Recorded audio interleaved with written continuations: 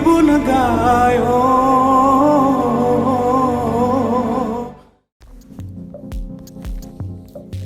Saudaraku, pertandingan Piala Dandim Cup 2022 antara Bayangkara FC melawan Putra Bali FC berlangsung seru dan meriah pada Minggu 13 November 2022. Di menit-menit pertama pertandingan, lapangan Musara Alun Takengon Aceh Tengah itu sempat diguyur hujan, namun tidak meredam antusias para pemain meraih gelar juara. Meskipun lapangan menjadi becek karena lumpur di beberapa titik, namun faktor cuaca ini menjadi perjuangan tersendiri bagi kedua tim. Sempat sama-sama kesulitan mendapatkan poin, pertandingan pertama berakhir tanpa hasil. Lanjut di pertandingan kedua, semangat para pendukung menjadi energi tersendiri bagi kedua tim.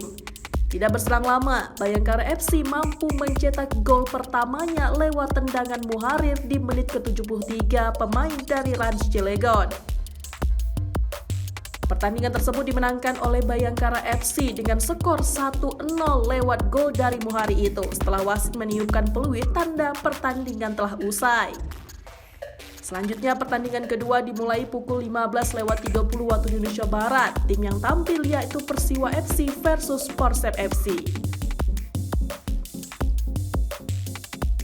Edwin, Ketua PSSI Aceh Tengah, kepada Tribun.com mengatakan turnamen kali ini mendatangkan pemain nasional agar bisa memberikan dan menumbuhkan semangat untuk para pemain yang ada di Kabupaten Aceh Tengah.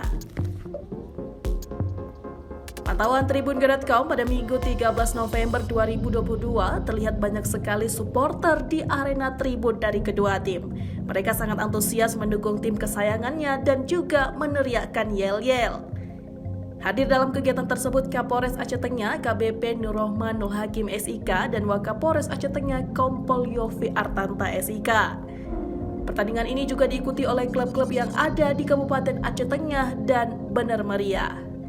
Ketahui turnamen Dandim Cup akan berlangsung selama 38 hari yang diikuti sebanyak 74 tim dari Kabupaten Aceh Tengah dan Bandar Maria. Dari Aceh Tengah, Kiki Adelia, Tribun Gayo.